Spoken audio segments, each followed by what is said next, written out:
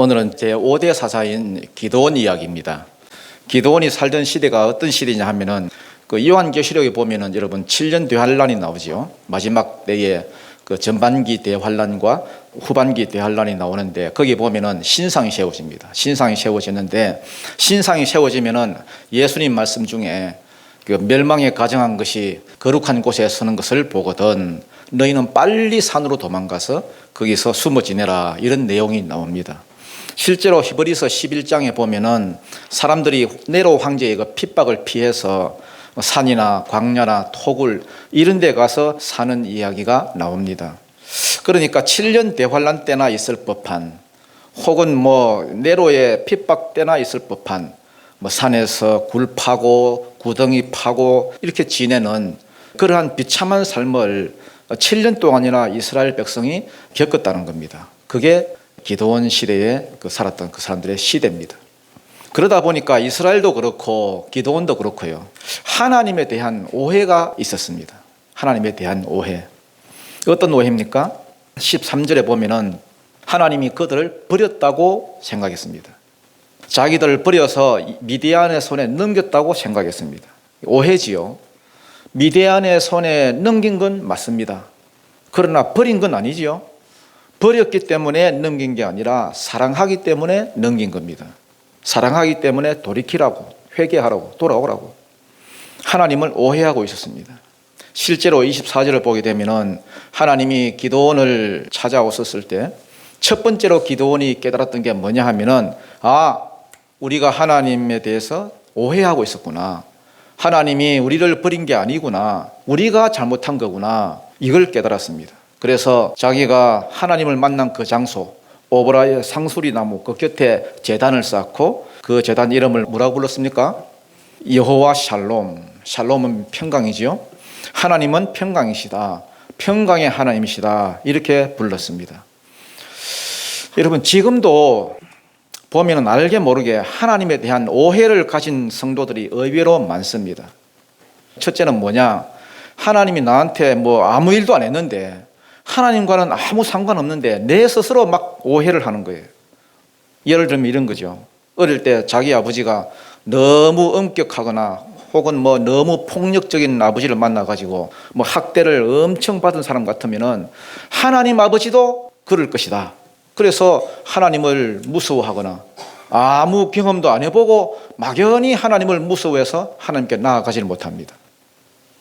또 하나는 고난 같은 게 있어가지고요. 내 믿음이 약해서 하나님이 더 큰 믿음을 주기 위해서 사랑해서 주시는 그 고난을, 하나님이 날 미워하는 모양이다, 날 골탕 먹이려고 때린다, 하나님은 날 미워해, 날 싫어해, 그래서 천국은 가야 하기 때문에 어쩔 수 없이 교회는 다니지만 나 하나님 별로 안 좋아해, 안 좋아하지만 교회는 다녀, 이런 분들이 의외로 많습니다. 오늘 예배를 통해서 하나님께 대한 오해가 있었던 분들은 오해가 풀리기를 축복합니다. 하나님께 대한 올바른 지식이 풀어져서 신앙생활이 기쁘고 즐거운 일이 되기를 축복합니다. 여러분, 하나님께 대한 모든 헌신은 하나님이 나를 얼마나 사랑하시는지 하나님의 그 사랑을 아는 데서부터 시작합니다. 헌신하는 모든 자들은 하나님의 사랑에 대한 감사의 마음으로 하는 거지, 하나님이 무서워서 하나님에 대한 오해를 가지고 억지로 어거지로 할 수는 없습니다. 오해가 풀어져야, 하나님을 정확하게 아셔야 하나님께 대한 헌신하는 자리로 나아갈 수가 있습니다.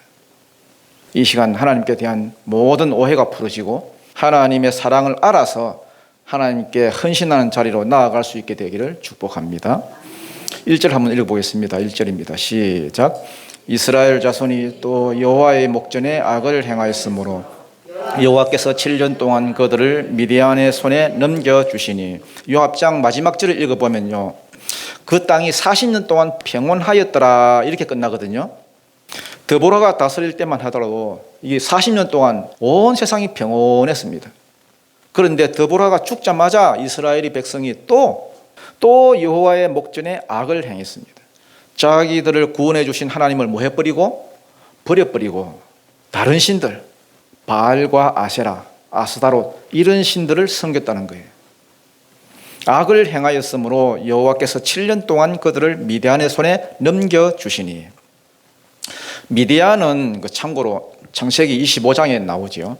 창세기 25장에 보면은 그 아브라함의 후처가 있었습니다. 후처 이름이 누굽니까? 거두라죠, 거두라. 거두라 하니까 뭐 거두었던 것 같아요. 거두라. 아브라함의 후처인 그 거두라의 네 번째 아들이 미디안입니다. 그러니까 먼 형제 국가라고 보면 되겠지요. 요셉이 노예로 팔려갈 때에 누구한테 팔려갔습니까? 미디안 상인한테 팔려갔습니다. 또 모세의 장인도 어디 사람입니까? 미디안 사람입니다. 이 가까운 사이입니다. 가까운 사이. 그런데 이스라엘이 하나님을 떠나니까 가까이 지내던 이웃이 원수가 되어버렸습니다. 2절 한번 읽어보겠습니다. 시작. 미디안의 손이 이스라엘을 이긴지라. 이스라엘 자손이 미디안으로 말미암아 산에서 웅덩이와 굴과 산성을 자기들을 위하여 만들었으며, 원래는 미디안이 그리 큰 민족이 아닙니다. 아주 작은 민족이었는데, 그런데 하나님이 이스라엘을 그들의 손에 넘겨주자마자 그들이 이스라엘을 이기더라는 거예요. 미디안 뒤에 사단이 있어가지고 이것들 씨를 말려버리겠다 이러면서 하나님의 백성들을 삼키더라는 거예요. 하나님의 백성은 여러분 이 잘 아시기 바랍니다. 하나님의 백성은 하나님의 생명싸개 속에 감추시기 때문에 어떤 세력도 해할 자가 없습니다. 해할 자가 없어요. 그런데 하나님이 내어주시니까 내어주자마자 밟히더라는 거예요. 어느 정도로 밟혔느냐, 자기들 살던 집을 버리고 산으로 도망가가지고 거기서 구덩이도 파고 뭐 토굴 이런 걸 만들고 7년 동안 숨어 지냈습니다. 피난민이죠, 피난민. 그게 다가 아닙니다, 여러분. 3절부터 5절 한번 읽어볼까요? 3절부터 5절 시작. 이스라엘이 파종한 때면 미디안과 아말렉과 동방 사람들이 치러 올라와서 진을 치고 가사에 이르도록 토지 소산을 멸하여 이스라엘 가운데에 먹을 것을 남겨두지 아니하며 양이나 소나 나귀도 남기지 아니하니 이는 그들이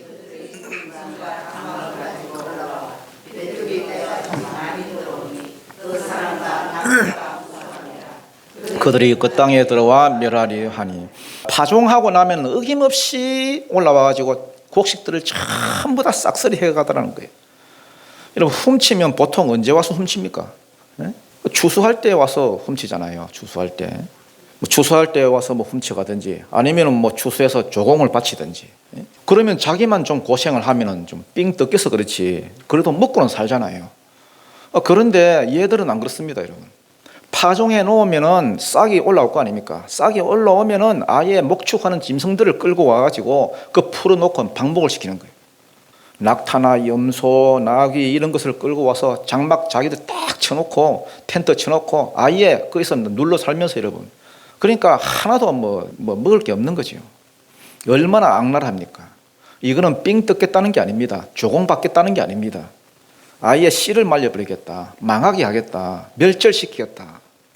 그래서 미디안만 올라온 게 아니라 주변의 아말렉과 동방 사람들을 같이 이제 데리고 올라왔다는 거예요. 하나님이 보호하실 때는, 하나님이 자기 백성들을 보호해 주실 때는 해할 자가 없었는데, 하나님이 넘겨주자마자 이스라엘 그 사는 꼴이 말이 아닙니다. 불을 준다고 해서 바알을 섬기고 행운을 준다고 해서 아세라를 섬겼더니 그 행운이 온 게 아니라 뭐가 됐습니까? 글뱅이가 됐습니다. 6절입니다. 시작. 이스라엘이 미디안으로 말미암아 궁핍함이 심한지라. 이에 이스라엘 백성이 여호와께 부르짖었더라. 농사하기만 하면은 미디안이 와가지고 털어가고 쑥대밭을 만드니 뭐 농사만 못 짓는 게 아닙니다, 여러분. 죽을 지경. 사는 게 아닙니다. 그러나 다행인 것은 이스라엘 백성한테는 세상 누구도 가지지 못한 무기가, 강력한 무기가 하나 있었습니다. 그 무기가 뭔지 아십니까? 부르짖는 거예요. 하나님 하면서 부르짖으면 구원해 주신다는 거예요. 회개하기만 하면은, 부르짖으면 어김없이 하나님께서 도와주신다는 거예요.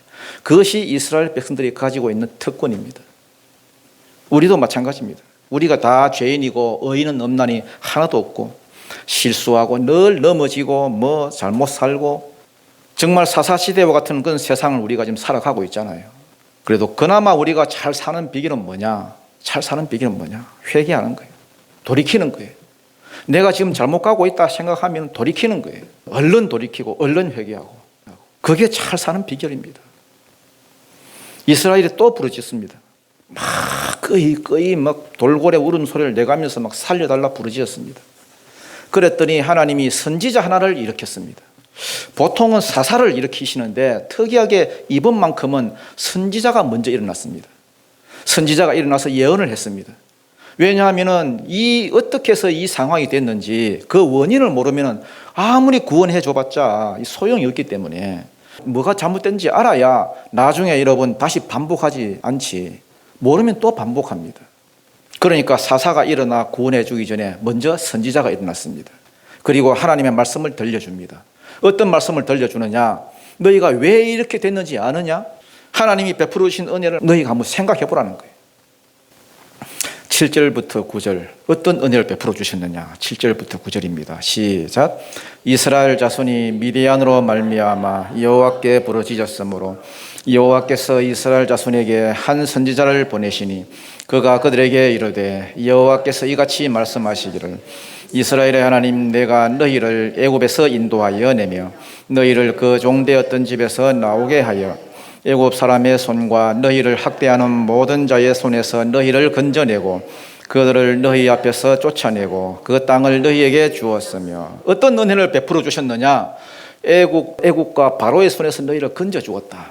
그 다음 가나안 땅 들어와서도 마찬가지. 구사리사다임의 손에서 구원해줘. 모아방 에글론의 손에서 구원해줘. 블레셋이 괴롭혔는데 블레셋의 손에서도 구원해줘. 하솔왕 야빈이 괴롭혔는데 그 손에서도 구원해줘. 구원해 줬을 뿐만 아니라 그 땅을 다 빼앗아서 너희에게 주었다는 거예요. 그 덕에 너희가 살게 됐다는 거예요. 그런데 그 은혜를 잊어버렸다는 거예요. 그 다음 두 번째 이유는 뭐냐? 너희가 하나님의 말씀에 순종치 아니하였다. 순종치 않았다. 어떤 말씀을 순종치 않았느냐? 10절입니다. 같이 읽습니다. 시작. 내가 또 너희에게 이르기를 나는 너희의 하나님 여호와니 너희가 거주하는 아모리 사람의 땅들의 신을 두려워하지 말라 하였으나 너희가 내 목소리를 듣지 아니하였느니라 하셨다 하리라. 듣지 않았다는 말은 순종치 않았단 말이죠. 한 선지자가 나와서 말씀을 탁 전하는데 두 가지를 말합니다. 두 가지. 첫째는 너희가 받은 은혜. 옛적에 종되었을 때 뭐 해준 것? 구원해 준 것. 또 너희를 괴롭히던 너희의 모든 주변 나라들을 이기고 그들을 쫓아내고 그들의 땅을 오히려 너희에게 주었던 것. 너희의 땅이 넓어진 것. 그러면서 요구한 게 뭐냐? 야, 가나안 땅의 그 신들을 두려워하지 마라. 그 당시에는 모든 전쟁이 신들의 전쟁인데 내가 모든 대적들을 쫓아내고 이기게 해줬으니까 내가 제일 센 신이 아니냐. 내가 너의 공급자 아니냐. 비를 내려도 내가 내리는 거고 뭘 줘도 내가 주는 거지. 바알이 아니다. 아세라가 아니다. 나다 나. 내가 지금까지 은혜를 주지 않았느냐. 그러니까 그들의 신들을 뭐 하지 마라? 두려워하지 말라는 거예요. 두려워하지 말라. 요즘도 보면 뭐 두려워가지고 뭐 어디 가서도 빌고 뭐 절에 가서도 빌고 왜? 두려웠기 때문에. 그거 하지 말라는 거예요. 나만 섬기고 다른 신은 버리라. 그런데 이 말씀을 듣지 않았다는 거예요. 왜 너희가 얻어터지고 두드려 맞고 싹쓸이 당하는지 아느냐? 그 이유를 알라는 거예요.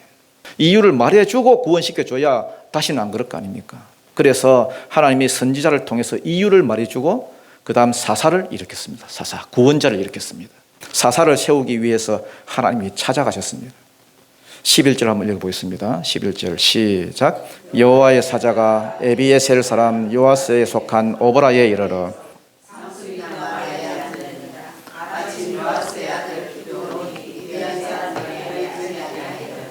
밀을 포도주 틀에서 타작하더니 여호와의 사자가 나오는데 여호와의 사자는 천사가 아니죠. 사자로 해서 뭐 사자도 아니고 천사도 아닙니다. 누굽니까? 제2위 하나님. 하나님의 사자가 기드온에게 찾아왔습니다. 그런데 이름을 요아스의 아들 기드온으로 소개합니다. 아직은 이름만 들어서 잘 모르는, 그래서 그 아버지 이름을 대야 아 글마 하면서 알아볼 수 있는 별로 유명한 사람은 아니단 말입니다. 사사로 세우려고 찾아왔는데 이때 기드온이 뭐 하고 있었습니까? 타작하고 있습니다. 타작. 기드온이 미디안 사람에게 알리지 아니하려 밀을 포도주 틀에서 타작하더니, 보통 타작은 어디서 합니까? 타작은 예? 넓은 마당에서 합니다. 넓은 마당에 곡식을 말려가지고 도리깨지는 뭐 이렇게 치거나 아니면 소를 이용해서 이렇게 맷돌을 돌리면서 타작합니다. 그런데 지금 어디서 타작합니까? 포도주 틀 속에 숨어서 막대기로 토닥거립니다. 이렇게. 아니 왜 타작마당에서 큰 어른 데서 타작하지 않고 포도주 틀에서 지금 막대기를 가지고 하느냐? 누구한테 안 들키려고? 미대한 사람에게 안 들키려고. 들키면 와서 싹쓸이 가니까 포도주 틀 속에 들어가지고 토닥토닥토닥. 참 쪼잔하지요. 자기 혼자만 먹으려고. 나라가 아니고 사는 게 아닙니다. 미를 포도주 틀에서 타작하더니 제가 볼 때는 사사로 쓰임받을 인물이 결코 아닙니다. 겁도 많고요. 의심도 많고 뒤에 보면 똑같은 표적을 여러분 의심이 많기 때문에 뭘 보여달라 몇 번이나 구했습니다. 여러분. 의심도 많고 오해도 많고 그런 기도원에게 하나님이 찾아오셨습니다. 12절 한번 읽어보겠습니다. 시작. 여호와의 사자가 기도원에게 나타나 이르되 큰 용사여 여호와께서 너와 함께 계시도다 하며 큰 용사여 요 말이 이제 깁보르 하일입니다. 깁보르 하일. 강한 용사 혹은 큰 용사 이런 뜻입니다. 참 이런 거 보면 참 이해가 안 되죠. 참 하나님도 참 보는 눈이 없으신 건지 아니 지금 겁이 나가지고 타작마당에서 타작도 못하고 지금 포도주 틀 속에 지금 다 그 기 들어가지고 막대기로 지금 토닥거리고 있는 이 사람을 보고는 와가지고 여러분 큰 용사여 이런 이게 여러분 말이 됩니까 여러분? 놀리는 것도 아니고 누가 들어도 여러분 이게 말이 안 되고 웃기는 소리입니다. 그렇지만 우리는 조금만 마음에 안 들고 그러면 사람을 놀리잖아요. 놀리고 조롱하고 뭐 무시하지만은 하나님은 다르다는 거예요. 하나님은 다르다. 하나님은 언제나 우리를 보고 사랑하는 자여, 사랑하는 아들아, 사랑하는 딸아. 심지어 여러분 큰 용사여 이렇게 불러놓고 시작합니다. 큰 용사여 해놓고 만들어 가십니다. 두려워하지 마라, 불안해하지 마라. 내가 너와 함께 함이니라. 하나님은 언제나 우리에게 용기를 주시고 우리는 조금만 무슨 실수를 해도 낙심하잖아요. 자기를 막 여러분 자학하면서 머리를 쥐어뜯으면서 여러분 내가 바본가? 내가 모질인가? 내가 천치인가? 별 생각을 다 합니다. 뭐 하나 여러분 실수를 해봐요. 여러분 좀 큰 거 실수를 해봐요. 별 생각을 다 합니다. 여러분. 그래서 기도원도 난 안 돼. 이 한심한 놈, 이 찌질이 같은 놈 이러면서 막 타작을 하고 있는데 누가 뒤에서 큰 용사여 부르니까 여러분 누가 날 놀리나 하고 이렇게 돌아보는데 여호와께서 너와 함께 계시도다 이렇게 말했습니다. 여러분 기도원이 진짜 큰 용사라서 큰 용사로 부른 게 아닙니다. 여러분 그 뒤에 보면 답이 나와 있습니다. 여호와께서 너와 뭐 하시도다? 함께 하시도다. 여호와께서 함께 하시기 때문에 너는 큰 용사라는 거예요. 예를 들어 여러분 뭐 이게 여러분 이게 기도원 같으면은 이거 여러분 볼펜으로 이렇게 확 찌르면 이거 뚫립니까 안 뚫립니까? 뚫리잖아요. 그런데 이게 만약에 어디 저 콘크리트 벽에 딱 붙어 있다 봐요. 응? 이거 가지고 뚫리면 뚫립니까? 안 뚫립니다, 여러분. 이 볼펜이 이게 망가지죠. 어디 붙어 있느냐에 따라서 이게 강한 게 아닙니다, 여러분. 뒤에 뭐가 붙어 있느냐에 따라서 이게 다른 거예요. 그 뒤에 있는 콘크리트 벽이 강해서 그렇습니다. 지금 미디안이 겁이 나가지고 포도주 틀 속에 짱 박혀서 토닥거리고 있는데 큰 용사여 누가 놀리라고 돌아보는데 여호와께서 너와 함께 하시도다. 하나님이 너와 함께 계시면은 네가 뭐가 된다는 겁니까? 큰 용사가 된다는 거예요. 큰 용사가. 너무나 의심이 많고 너무나 오해가 많고 이런 기도원에게 하나님이 약속하신 것 딱 하나입니다. 딱 하나. 내가 너와 함께 하겠다. 내가 너와 함께 하겠다. 지금 이스라엘 백성들을 구원하라고 말을 돌려서 큰 용사여 이렇게 부르는 것입니다. 여호와께서 너와 함께 계시는도다. 그러니까 기도원이요 또 뭐 다 머리 회전도 빨라가지고 그 말을 받아서 또 뭐라고 하느냐 13절 읽겠습니다. 시작. 기도원이 그에게 대답하되 오 나의 주여 여호와께서 우리와 함께 계시면 어찌하여 이 모든 일이 우리에게 일어났나이까. 또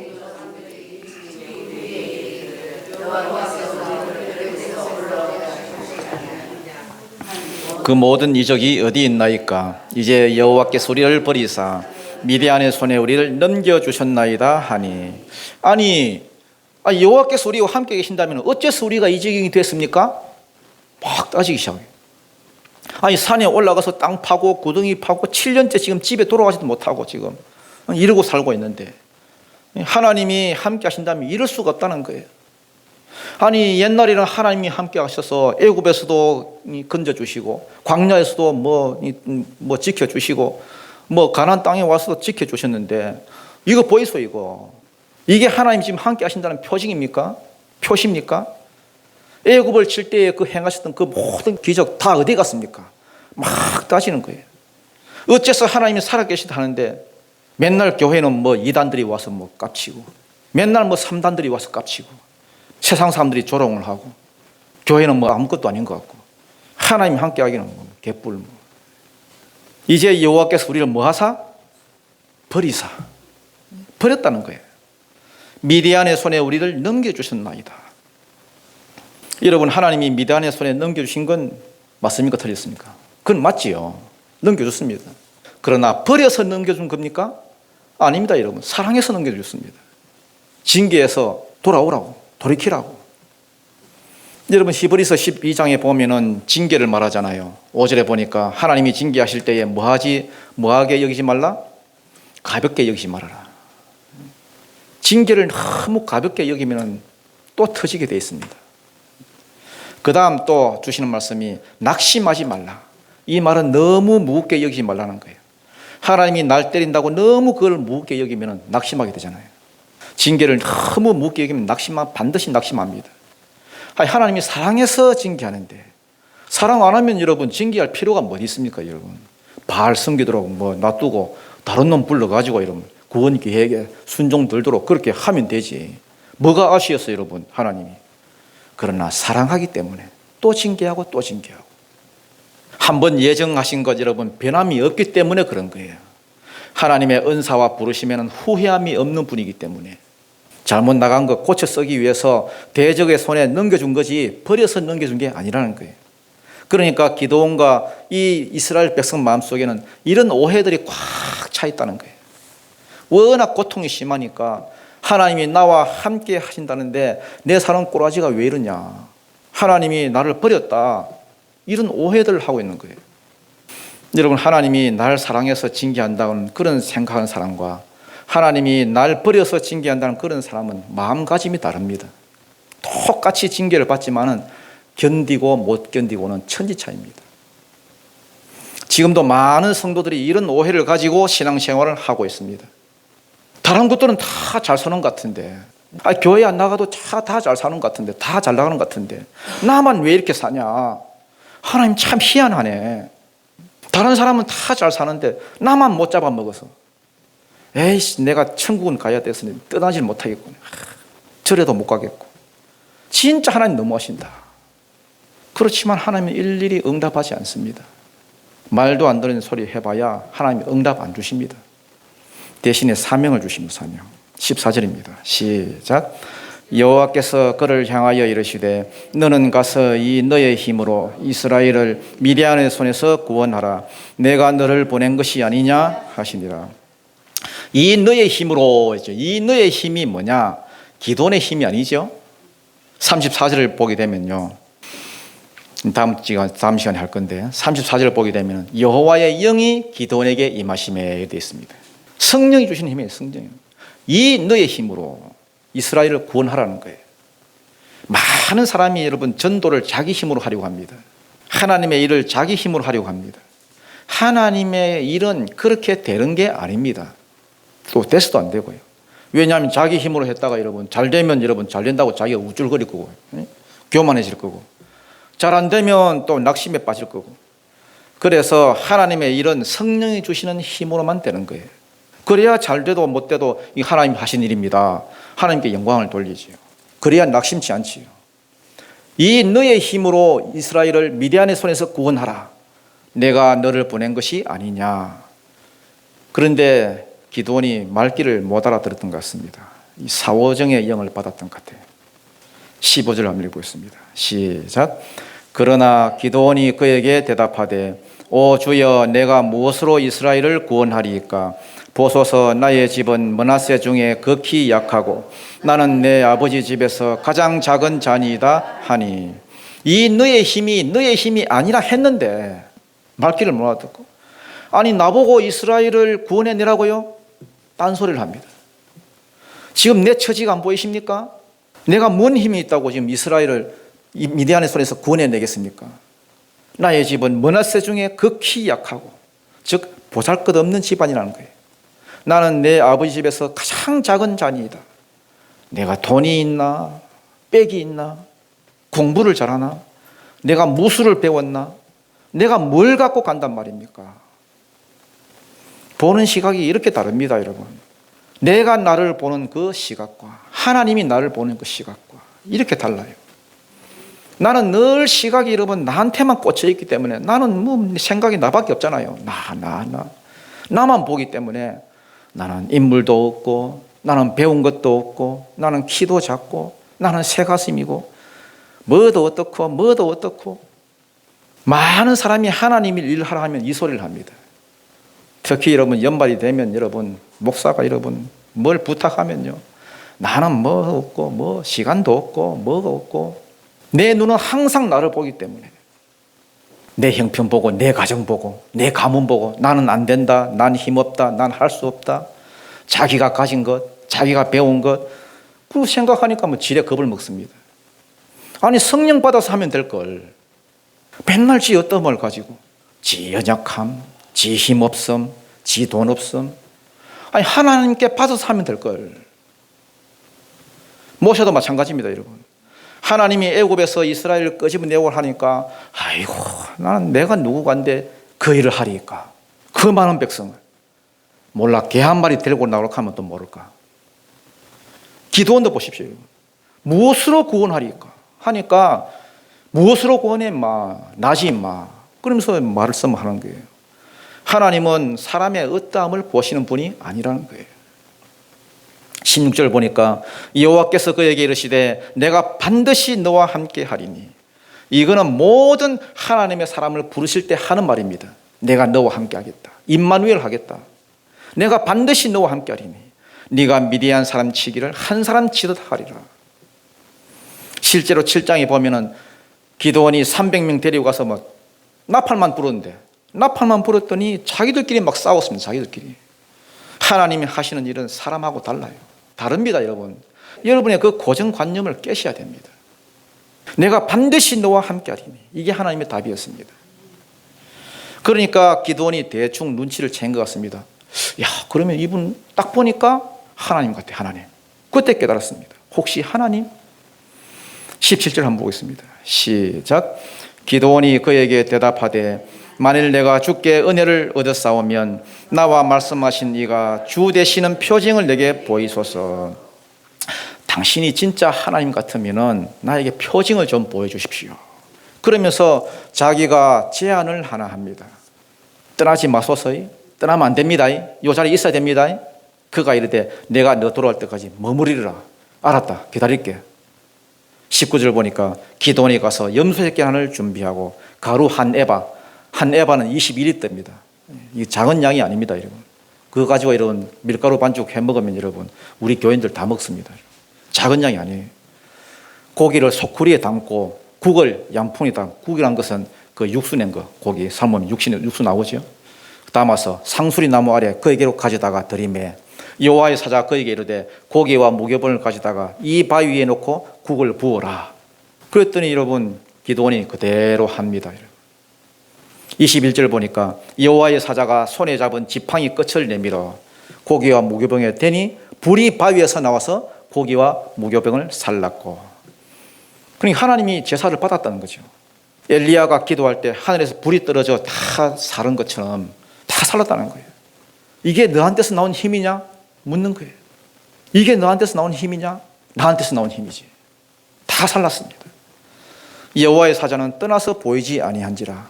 그걸 보니까 여러분 확실히 깨닫던 것 같습니다. 아, 진짜 하나님 맞네. 진짜 하나님 맞네. 22절 읽겠습니다. 시작. 기드온이 그가 여호와의 사자인 줄을 알고 이르되 슬프도소이다. 주 여호와여 내가 여호와의 사자를 대면하여 보았나이다 하니. 왜냐하면 왜 이런 말을 하냐 하니까 출애굽기 33장에 보면은 사람이 하나님을 보면은 죽는다 했거든요. 죄인이 하나님 보면 죽잖아요.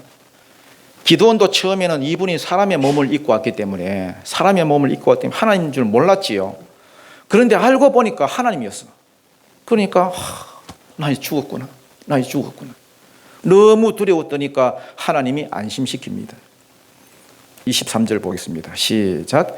여호와께서 그에게 이르시되 너는 안심하라, 두려워하지 말라, 죽지 아니하리라 하시니라. 안심하라, 이 말은 샬롬이지요. 샬롬. 여러분 샬롬 인사잖아요. 평강입니다. 그러면서 너는, 그러면서 세 번이나 강조해요. 세 번. 너는 샬롬 레카, 너는 안심하라. 알티라, 너는 두려워하지 마라. 로 타무트, 너는 죽지 아니하리라. 다 같은 뜻입니다. 다 같은 뜻. 샬롬 레카, 알티라, 로 타무트.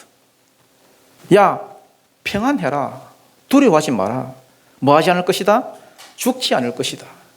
왜 하나님이 세 번이나 강조할까요? 하나님은 이런 분이라는 거예요. 이런 분. 나는 평강을 주는 사람이다. 나는 평강을 주는 분이다. 우리에게 샬롬을 주는 분, 평강을 주는 분. 이 하나님을 여러분 꼭 믿어야 됩니다. 그래야 흔들리지 않습니다. 내가 지금 사사로 쓰기 위해서 내가 너한테 왔는데 왜 내가 너를 죽이겠느냐? 내가 너희를 성도로 부르는데, 주의 일에 사명 감당하러 부르는데 왜 내가 너희를 잘못되게 하겠느냐? 나를 믿으라는 거예요. 절대 안 죽인다. 평안해라. 두려워하지 마라. 같은 말을 계속 하는 거예요. 그랬더니 기드온이, 마지막 절입니다. 24절입니다. 시작. 기드온이 여호와를 위하여 거기서 제단을 쌓고 그것을 여호와 샬롬이라 하였더라. 이것이 오늘까지 아이베네스 사람에게 속한 오브라에 있더라. 제단을 쌓았다는 말은 이제부터 이제 하나님만 섬기겠다, 이런 말이죠. 이제 내가 바알 안 섬기고 내 이분만 섬기겠다. 자기가 말로 들었던 하나님이 아니었습니다. 자기가 생각하던 하나님, 자기를 버리신 하나님이 아니었습니다. 친절하게 이루 말할 수 없는 하나님, 나이스한 하나님, 평안을 주시는 하나님.